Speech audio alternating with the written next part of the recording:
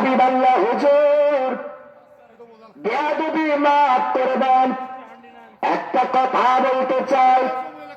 বলে কি কথা আবু বকর? বলে হুজুর গো, আমি রাস্তা দিয়ে আসতেছিলাম, আবু জাহেল আমাকে এরকম বললো, আপনি নাকি এক রাতে নাকি সব কিছু সফর করেছেন। আমার নবীজি বলে আপনার কি অস্বীকার, আপনি কি সন্দেহ আছে? বলছে না হুজুর, আমার সন্দেহ নেই, আমি আমি জানি যদি আর চাইতেও যদি বড় কিছু হয় আমি বিশ্বাস করি। সুবহানাল্লাহ বলবেন না? আমি বিশ্বাস করি। তো বলছে আবু বকর এর চাইতে বেশি বলতে, আমি এক রাতে আমি সমস্ত কিছু আমার আল্লাহ আমাকে সবকিছু সফর করাইছে। সুবহানাল্লাহ বলে সবকিছু দেখাইছে। বলে আল্লাহ নবী আমি সব বিশ্বাস করি। বলে আবু বকর আপনি কেমনে বিশ্বাস করেন? নবীজি আপনি আমাকে বলেছেন, আপনি বলেছেন আল্লাহ আছে, আমি কোনদিন দেখি না, আমি বিশ্বাস করে নিয়েছি আল্লাহ আছে। আপনি বলেছেন আপনি হলো আল্লাহ পাকের নবীজি আখেরি রাসূল, আমি বিশ্বাস করেছি আপনি আখেরি রাসূল। আপনি বলেছেন জান্নাত আছে, আমি বিশ্বাস করেছি জান্নাত আছে। আপনি বলেছেন পুলসিরাত আছে, আমি বিশ্বাস করেছি পুলসিরাত আছে। আপনি বলেছেন হাশর আছে, আমি বিশ্বাস করেছি হাশর আছে। ইয়া রাসূলুল্লাহ, ইয়া হাবিবাল্লাহ হুজুর গো, আমি জান্নাত দেখি নাই, জাহান্নাম দেখি নাই, পুলসিরাত দেখি নাই, হাশর দেখি নাই, মিজান দেখি নাই। আপনি শুধুমাত্র বলেছেন আমি বিশ্বাস করেছি। সুবহানাল্লাহ বলো। আপনি বলেছেন আমি বিশ্বাস করেছি হুজুর।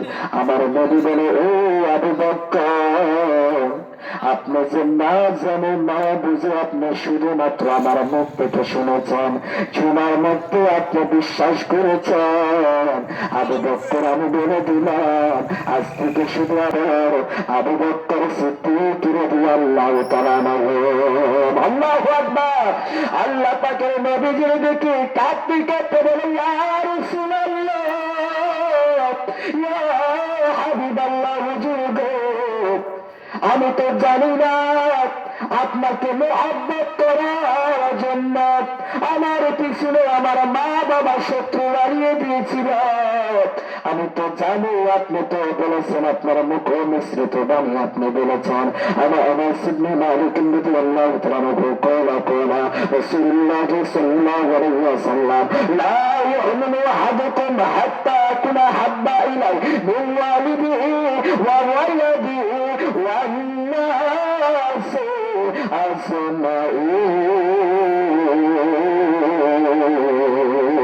আজমাইন।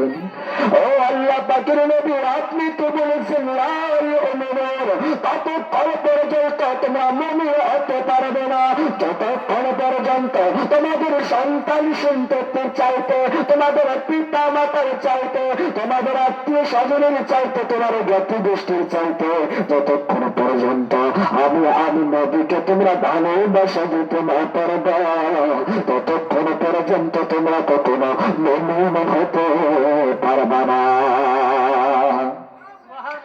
আল্লাহ পাকের নবীজি ওনার সাহাবী আবু বকর সিদ্দিক রাদিয়াল্লাহু তাআলা আনহু তিনি যখন নবীজির দরবারে আসতেন, তার নিজের আবু বকরের মা বাবা তার পিছনে শত্রু লাগিয়ে দিল। এমন ভয় দেখার জন্য যাও আবু বকরকে ভয় দেখাও। আবু বকর নিজের সন্তানের পিছনে মা বাবা তারা লালিয়ে দিল শত্রু। দেওয়ার পরে একটা দিন তিনি যেন হাঁটে হাঁটে আসতেছিল। আবু বকর বলে আমি যাচ্ছিলাম, আমার সামনে কয়েকজন ব্যক্তি আসলো, আসে বলে আবু বকর কোথায় যাচ্ছে? বলে কেন? মুহাম্মদ সাল্লাল্লাহু আলাইহি ওয়াসাল্লাম ওনার দরবারে যাচ্ছে। আল্লাহ পাকের নবীজি ওনার দরবারে যাচ্ছে নবীজির চেহারা মোবারক দেখার জন্য।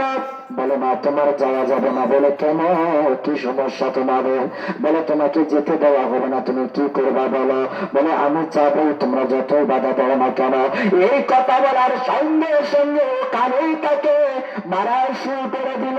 আবু বকর সিদ্দিক রাদিয়াল্লাহু তাআলা তিনি যেন কড়া বালুর উপরে যেন শুয়ে গেল। এমন একটা পরিস্থিতি ঘটলো যা রক্তে রক্তপাত হয়ে গেল, যেমন সেন্সলেস হয়ে গেল। এমন তো অবস্থায় তাকে শান করে মা বাবার কাছে নিয়ে গেল। নিয়ে যাওয়ার পরে আবু বকরের মা বাবা যত শত্রুদেরকে বলে রে মাস্তানেরা তোমাদেরকে বলেছি আমার সন্তানকে শুধু একটু ভয় দেখাবাত, শুধুমাত্র একটু তাকে এমন ভাবে তাকে একটু শাসন করবা যাতে ভয় যাতে দরবারে না যায়। তার কয়েকদিন যাবৎ কোনো কথা বলতে পারে না, চোখ খুলতে পারে না। কয়েকদিনের মাথায় গিয়ে 3 দিনের মাথায় গিয়ে চোখটা একটু খুললে একটু মুখটা একটু লড়াচ্ছে। মা চরণে বলছে রে আবু বকর, বাবা এই সময় কি তোমার কিছু খাবার মন চাই? অথচ মা বাবা তারাই লাগে গেছে সঞ্চত্রু। এখন আবু বকর বলে ও মা, আমার কিছু খেতে মন চাই না। বলে বাবা কি খাবা বলো? বলে মা গো মা, আমি কোনো কিছু আমি খাবো না, তবে তোমরা যদি একটু যদি পারো আমি একটু আমার আখের নবীজির একটু নূরের চেহারা দেখতে চাই। আল্লাহু আকবার। আল্লাহ পাকের নবীজির সাহাবী আবু বকরের দিকে মা তাকিয়ে বলে মা গো, আমি বুঝতে পেরেছি আজকে আমাকে পরীক্ষা করা হচ্ছে আল্লাহর পক্ষ থেকে। তবে তোমরা যে আমার পিছনে শত্রু লাগিয়ে দিয়েছে, আমার ইমানটা কতটুকু মজবুত কতটুকু শক্তিশালী, তার জন্য হয়তো আল্লাহ আপনাদের মধ্যে থেকে আমাকে পরীক্ষা করাচ্ছে। তবে দুনিয়ার একটা মানুষ যদি মাটির একটা যদি পাতিল যদি কিনতে যায়, ওই মাটির পাতিলটা কিনতে গেলে সাইতে ঠোকা দিয়ে দেখে না যে আসলে পাতিলটি ভালো আছে না ফাটা আছে। তবে আমার ইমানটা কতটুকু মজবুত না, আমার ইমানটা লড়া ভরা, এই জন্য হয়তো আজকে পরীক্ষা হচ্ছে। তবে আমার নবীর জন্য আমি জীবন দিতে রাজি আছে, তবে আমার নবীকে আমি ছাড়তে কখনো রাজি না। আল্লাহু আকবার। আমার নবীকে আমি ছাড়তে পারবো না মা। আমার আব্দুল্লাহ অর্থাৎ আবু বকর সিদ্দিক রাদিয়াল্লাহু তাআলা তিনি বলেন মা গো, আমাকে যদি তোমাকে যদি মারিয়ে ফেলে তারপর আমি কখনো নবীর দরবার ছাড়বো না। মা বাবা বলে কোন নবীর তুমি কোন নবীর হাতে হাত রেখে বায়াত হয়েছ, কোন নবীর কাছে গিয়েছ? কারণ যে নবীজিকে মারতে চেয়েছিল আমার আরো, অথচ তিনি নিজে আইসা আমার নবী পাক সাল্লাল্লাহু আলাইহি ওয়াসাল্লামকে মারতে আসছে। আমার আল্লাহ পাকের নবী যেখানে কোরআন তেলাওয়াত শুরু করে দিয়েছে, যেন আবু অর্থাৎ ওমরের মনের ভিতর যে প্রশ্নগুলো হচ্ছে সঙ্গে আসার আগেই যেন সেই প্রশ্নের জবাব পেয়ে যাচ্ছে। সুবহানাল্লাহ বলো, আগেই যেন প্রশ্ন জবাব পাচ্ছে, কারণ তিনি সাইটে এসে শুনতে পাচ্ছে। এখন তিনি যখন আসলেন, আমার রাসূল বললেন যে ওকে ছেড়ে দাও, আমার কাছে আসতে দাও। ওমরকে বললো ওমর কি খবর? বলছে কোনো কথা নাই। বলছে হুজুর ওমর কথা কেন বলছেন না? ওমর দূর চোখ ফেল ফেল করে তাকিয়ে আছে। ওমর খাত্তাব রাদিয়াল্লাহু তাআলা হলো তিনি তখনও মুসলিম না, আমার নবীজিকে আঘাত করার জন্য এসেছে। কিন্তু ওমর ফারুক আমার নবীজির চেহারার দিকে যেন তাকিয়ে আছে। আমার নবী বলে ও ওমর, কি ঘটনা তাকিয়ে কেন আছেন? ওমর কিছুক্ষণ পরে দু চোখের পানি ছেড়ে দিয়ে বলে ইয়া রাসূলুল্লাহ, ইয়া হাবিবাল্লাহ, হুজুর গো, আমাকে বলেছিল আপনি নাকি ভণ্ড, তবে আপনার চেহারার ভিতরে ভণ্ডের কোনো ছাপ দেখা যায় না। সুবহানাল্লাহ বলো। ইয়া রাসূলুল্লাহ, আপনার বিষয়ে আমাকে বলেছে আপনি নাকি জাদুকর, কিন্তু আপনার চেহারাতে তো জাদুকরের কোন ছাপ দেখা যায় না। আপনি নাকি ভণ্ড, অনেক রকমের কথা বলেছে হুজুর গো, তবে আপনার ভিতরে তো এরকম কোন কিছু দেখা যায় না। তবে আমি ওমর ফারুক খাত্তাব রাদিয়াল্লাহু তাআলা করে এখানে বায়াত করে কলেমা পড়ে আপনি আমাকে নতুন জীবন দিয়ে দেন। আল্লাহু আকবার বলো, নতুন জীবন দেন। ওমর ফারুক খাত্তাব তুমি আসলে এক কাজে, কিন্তু আমার নবীজির চেহারা দেখার সঙ্গে সঙ্গে সে কলেমা পড়ে বায়াত হয়ে মুসলমান হলেন। সুবহানাল্লাহ বললেন না? ইসলামের খেদমত এইভাবে যুগান্তর হয়ে আসছে। মুসলমান দেখেন যে আবু বকর সিদ্দিক রাদিয়াল্লাহু তাআলা আনহু ওনাকে মানলেন, কিন্তু তিনি বলছেন না গো, আমি সবকিছু ছাড়তে রাজি আছি, কিন্তু আমি নবীকে ছাড়তে পারবো না। সুবহানাল্লাহ বলবেন না? তো রসুলের দরবার তিনি ছাড়লেন না, তিনি লাস্টের দিকে তিনি জান্নাতের সার্টিফিকেট পেয়ে তিনি বাবা দুবার ছোয়া কাঁদন বাবা ও মানবে দোয়ানা মদিনা মদিনা আশিক মুমিনের ঠিকানা মদিনা মদিনা আশিক মুমিনের ঠিকানা বাজান জালালউদ্দিন সৈয়দে তো সাতবার দেখলাম বুঝে আল্লাহু আকবার বাজান জালালউদ্দিন সৈয়দে তো সাতবার দেখলাম বুঝে এতবার দেখিলাম নবে এতবার দেখিলাম নবে তৃপ্তি জগর ভুলো না মদিনা মদিনা আশিক মুমিনের ঠিকানা মদিনা মদিনা আশিক মুমিনের ঠিকানা নবীর শ্রেষ্ঠ সাহাবে হযরত আবু বকর সিদ্দিক নবীর শ্রেষ্ঠ সাহাবে হযরত আবু বকর সিদ্দিক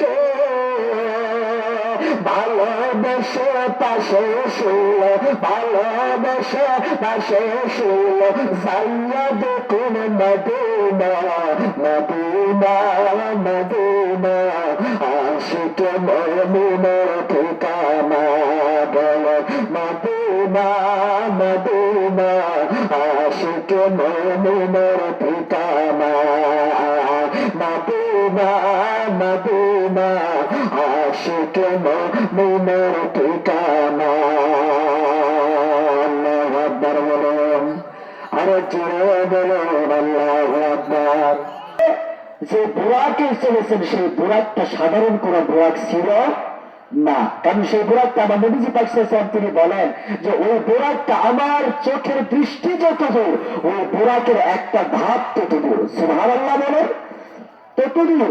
তাহলে বুরাকটা কি স্বাভাবিক বুরাক ছিল? কথা বলেন না কেন? ওই বুরাকটা ছিল একটা বৈদ্যুতিক পাওয়ারফুল একটা বুরাক। এখন যারা আজকে আমরা বলে থাকি যে আমার নবী তো আমাদের মতো, বলে না এক শ্রেণী, কি জন্য বলে? ওই যে কোরআনে বলছে, কোরআন শরীফ সূরাতুল কাহাফ 110 নম্বর আয়াতে কুল ইন্নামা আনা বাশারুম মিসলুকুম, এই তো নবী আমাদের মতো। আরে আল্লাহ বলছে নবী আপনি ঘোষণা দিন। আল্লাহ বলাচ্ছে নবীর মধ্য দিয়ে, কথা বলবেন না? আমার আল্লাহ তো নবী তো ওহী ছাড়া কোনো কথা তো বলতে পারে? কথা বলেন না কেন? ওহী ছাড়া কোনো কথা বলতে পারে? আল্লাহ বলেন যে নবী আপনি বলুন, কি বলবেন? কুল, নবী আপনি বলুন, কি বলে দিবেন? কুল ইন্নামা আনা বাশারুম মিসলুকুম, আমি তোমাদের মতো, তবে কি ইউহা ইলাইয়া, আমার উপর ওহী আসে, কিন্তু তোমাদের সাধারণ যারা তাদের উপর কি ওহী আসে নাকি? কথা বলেন, ওহী আসে? ওহী আসে না। তাহলে আল্লাহ পাকে রাসূল যার উপর ওহী আসে সে কি সাধারণ ব্যক্তি? এখন আল্লাহ পাকে রাসূল হুজুর পাক সাল্লাল্লাহু আলাইহি ওয়াসাল্লাম ওনাকে তো বলাচ্ছেন যে আমি তোমাদের মতো। কারণ তোমাদের মতো বলতে কি তোমরা বাজার করো আমিও বাজার করি, তোমরা স্ত্রী কামনা বাসনা করো আমিও করি, আমিও বাজারে যাই তোমরাও বাজারে যাও, আমিও সবকিছু মেনটেন করি তোমরাও মেনটেন করো। কথা বুঝেন? এই ক্ষেত্রে তোমাদের মতো, কিন্তু পার্থক্য যেখানে ইউহা ইলাইয়া সেই জায়গাটা হলো ব্যবধান। তাই তুমি সাধারণ কোন ব্যক্তি নয়, কারণ তার উপর আল্লাহর ওহী নাযিল হয়। সুবহানাল্লাহ বলুন। কারণ আচ্ছা বলেন তো, ঘরের স্ত্রী আপনার আমার স্ত্রী আপনার আমার বিষয়ে ভালো জানবে নাকি অন্য কেউ জানবে? কথা বলে না দেখেন, স্ত্রী ভালো জানবে না? এখন আম্মা জান আয়েশা সিদ্দিকা রাদিয়াল্লাহু তাআলা আনহা ওনাকে আমার রাসূলকে প্রশ্ন করেছে, হুজুর মা শানুকা ইয়া রাসূলুল্লাহ ইয়া হাবিবাল্লাহ, হুজুর আপনার আসল শান কি, আপনার আসল মান কি? আমি বুঝলাম না। ঘরের স্ত্রী সে বুঝলো না, আপনি স্বামী স্ত্রী ভালো বলতে পারবে আপনি তাহাজ্জুদ পড়েন কিনা, আপনি নামাজ কালাম পড়েন কিনা। কথা বলেন না? তাহলে সেই জায়গাতে আম্মাদের আয়েশা সিদ্দিকা তিনি নিজে প্রশ্ন করছেন যে হুজুর আপনার আসল স্বরূপটা কি, আপনার আসল শান কি আমি জানতে চাই। আম্মাজান আয়েশা সিদ্দিকা যদি আল্লাহ তাআলা ওনাকে আমার রাসূল বলে, আয়েশা আপনি কি আমার আসল শান বোঝেন না? বলে, না হুজুর, কারণ আমি দেখতে পাই আপনি সাধারণ মানুষের সাথে চলাচল করেন, আপনি বাজারে যান, হাটে যান, আপনি আমাদের সাথে খাবার খান, একসাথে চলাফেরা করেন। আবার দেখতে পাচ্ছি যেই জায়গাতে সিদরাতুল মুনতাহার, যেই জায়গাতে বাঞ্জার বাবার হক করে নূরের তৈরি ফেরেশতা যেই জায়গায় যেতে পারছে না, সেই জায়গাটা আপনার কাছে সালান্ডার করছে জিবরাইল, ইয়া রাসূলুল্লাহ, ইয়া হাবিবাল্লাহ, হুজুর এখান থেকে ওই সিদরাতুল মুনতাহা থেকে আমি আর এক চুল পরিমাণ আগাতে পারবো না, এখান থেকে আপনি একাই যান। আল্লাহ তাকে রাসূলকে আম্মা জান আয়েশা সিদ্দিকা রাদিয়াল্লাহু তাআলা তিনি বলেন, ইয়া রাসূলুল্লাহ যেই জায়গাতে নূরের ফেরেশতা যেখানে যেতে পারছে না, সেই জায়গাতে আপনি যাচ্ছেন, আমি জানতে চাই আপনি কেমন নবী। সুবহানাল্লাহ বলুন, আপনি কেমন? আমার রাসূল পাক সাল্লাল্লাহু আলাইহি ওয়াসাল্লাম তিনি বলছেন আয়েশা, আপনার যে ওন্নাটা রয়েছে, ওন্না আছে না, ওন্নাটা রয়েছে, ওন্নাটা দিয়ে আপনি আমার কোমরে বরণ দেন, দিয়ে আপনার দিকে করে টানেন। একটা মানুষকে যদি ধরে একটা কাপড় দিয়ে যদি নিজের দিকে টানা হয়, কাছে আসবে না? কথা বলেন, কাছে আসবে না? কাছে আসবে। আম্মা জান আয়েশা সিদ্দিকা তিনি বলছেন যে আমি যখন এইভাবে দিয়ে অন্যটা দিয়ে যখন কাছে টানলাম, নবী তো আমার কাছে আসবে, আমি জানি নবী আমার কাছে আসবে, কিন্তু আমি দেখতে পাচ্ছি যে নবীজি পাক সাল্লাল্লাহু আলাইহি ওয়াসাল্লাম ওনার কোমরটা কেটে ভেদ হয়ে যেন কাপড়টা বেরিয়ে আসলো। সুবহানাল্লাহ বলো। কারণ আম্মা জান আয়েশা সিদ্দিকা তিনি বলছেন যে আমি একটা দিন আমার ঘরের ভিতরে আমার বোতা তো চিনেন, বোতা যেটাকে ল্যাম্প বলা হয়, আমার জৈতুনের তেল শেষ হয়ে গেল, আমার বোতাটা বন্ধ হয়ে গেল। তো এমন তো অবস্থায় আমার হাতে আমি সেলাই করতেছিলাম, আমি কাপড় আমার হাত থেকে সুচটা পড়ে গেল, সুচটা পড়ে গেল, আমি খোঁজাখুঁজি করতেছিলাম, এমন তো অবস্থায় আমার আখির নবী তিনি চলে আসলেন। আমার ঘরের ভিতর যেন নূরের আলোতে যেন আলোময় হয়ে গেল, আমি যেন ওই আলোতে যেন আমার সুচটা যেন আমি হাতে তুলিয়ে নিলাম। আর জোরে বলেন সুবহানাল্লাহ। সাধারণ নবী, হ্যাঁ সাধারণ, আমাদের মতো। আর এটা আমাদের মতো বলছে, কারণটাকে নবীজি তিনি সবকিছু মেনটেন করেছে, তিনি আমাদেরকে শিক্ষা দিচ্ছেন যে তোমরা দুনিয়াতে আমার মতো, আমি অক্ষম নয়, আমি কোন জায়গাতে অলস নয়। আমার নবী দেখাইয়া দিয়েছে যে প্রত্যেকটা জায়গাতে, প্রত্যেকটা সেক্টরে সঠিকভাবে তরবিয়ত অনুযায়ী কাজ করাটাই হলো নবীর কাজ, নবীর দায়িত্ব। আর এই জন্য এবার নবীজি অন্যকে শিক্ষা দিয়েছে। সুবহানাল্লাহ বলবেন না? শিক্ষা দিয়েছে। আজকে আমরা বলছি নবী আমাদের মতো, নবী বড় ভাইয়ের মতো, নাউজুবিল্লাহ বলবেন না? তো নবী যদি বড় ভাই হয়, বলতেছে যে নবী বড় ভাই, তো তাহলে মুসলমানকে কেমনে, কেন আমরা মুসলমান ভাই ভাই, এই জন্য নবী বড় ভাই। চিন্তা করছেন তো? তাহলে মুসলমান যে ভাই ভাই হয়, এক হাদিস কানে যে আর মুসলিম না আখর মুসলিম, এই তো মুসলমান ভাই ভাই, এই জন্য নবী বড় ভাই। তো তাহলে তোমার বাপও তো তাহলে মুসলমান, কথা বল না কেন? তো তাহলে তোমার বাপও তো মুসলমান, তাহলে তাকেও তুমি ভাই বলো। সকাল থেকে যাওয়া বাপকে ভাই বলবেন, আর ভাই বলতে হয়, কথা বল না ভাই। যদি মানব চাইজকে বলেন ভাবি ঝাঁটার দুটা ঠিক থাকবে তো? হ্যাঁ, ঝাঁটার কি শুরু করছিস তুই? মানে মুসের জায়গাতে দাড়ির জায়গায় মোস হয়ে গেছে পাক্কা টকস। এই জন্য ভাইজান সিলেকশন ভুল করা যাবে না। আজকে সমাজের ভিতরে বহুরূপিকতা, বহুরূপী সমস্যা, কোন জায়গাতে ফতোয়া নাই। ফতোয়া কোথায়? নবীজির মহব্বতে দরুদ সালাম করো না। ফতোয়া কোথায়? নবীজি আমাদের মতো। ফতোয়া কোথায়? ঈদে মিলাদুন নবী নাই। ফতোয়া কোথায়? শবে বরাত নাই। কথা বলেন না কেন মুসলমান? অথচ যুবকেরা আমার এত হারাম কাজের দিকে যাচ্ছে, এত সমাজের ভিতরে এত হারাম কাজ হচ্ছে, কারো কোনো ফতোয়া নাই। কথা বল না কেন? কারো কোনো ফতোয়া নাই। কারণ আমরা জমির মাল কাটছা মারে জমিতে যাই এখন সুন্দর করে এখন হাল কাটতেছি, কাটতে জমির আলটা বড় করে নিয়েছি। এখন ওই ব্যক্তি এখন মসজিদে ফার্স্টে আসে, এখন বলে কি জানেন, যে মসজিদের লাইন সোজা করুন, কাতার সোজা করুন, কাতারটা পূরণ করুন। এটা তুই যে ওইদিকে জমির আল যায় মাল কাচ্চা মারে যে এই দিকে সাল করে একবারে ওই দিনাজপুরের দিকে নিয়ে গেল, ওটা কই যাবে? কথা কয়টা ওটা কই যাবে বলেন? এই তো হলাম আজকে আমরা মুসলমান। কথা কি বুঝতে পেরেছেন ভাইজান? আজকে আবার কেউ দেখবেন যে আপনার শুক্রা হুজুর চিনেন, মানে শুধু শুক্রবারে যায়। আমরা নামাজ প্রত্যেকটা দলের মানুষ আমরা নামাজ আদায় করি। আমরা সর্বপ্রথম আমরা পড়ছি আল্লাহর কাছে, বলছি নামাজে দাঁড়িয়ে স্ট্যান্ডার্ড হয়ে আল্লাহর কাছে প্রতিজ্ঞা করছি। আমরা নামাজে দাঁড়ালাম, যা নামাজে দোয়া করলাম, করার পর তারপরে তাকাল নামাজলাম, সানা করলাম, তারপরে কি বলছি? আলহামদুলিল্লাহ রাব্বিল আলামিন। সমস্ত প্রশংসা কার? আল্লাহ। তাহলে সমস্ত প্রশংসা আল্লাহ। এখানে বসে আছে প্রশংসা কার? আল্লাহ। এখান থেকে উঠে বাড়িতে যাবো প্রশংসা কার? আল্লাহ। তার মানে যে কানেই যান প্রশংসা আল্লাহ। এখন আসেন, তারপরে আমরা ওই সূরা দ্বারাই বলতেছি, আমি শেষ করে দেবো কিছুক্ষণের মধ্যে। এখন ওই সূরা দ্বারাই আমরা বলতেছি প্রত্যেকটা মুসলমান, এখানে কিন্তু কোনো দল নয়, মত নয়, যে যে দল করেন দল করে না। আমার দল, আমি কোন দলের কোনো দালালি করি না, আমি দালালি করি আমার মদিনাওয়ালার। কথা বুঝতে পেরেছেন? আমি মদিনাওয়ালার দালালি করি। এতে যদি আপনার মন চায় আপনি মেনে নিবেন, যদি মন যদি না চায় আমরা মরি আপনার কাছে, প্যান্ডেল থেকে বের হবেন। 4টি রোগের মিনিমাম 3টি রোগ থাকতে হবে।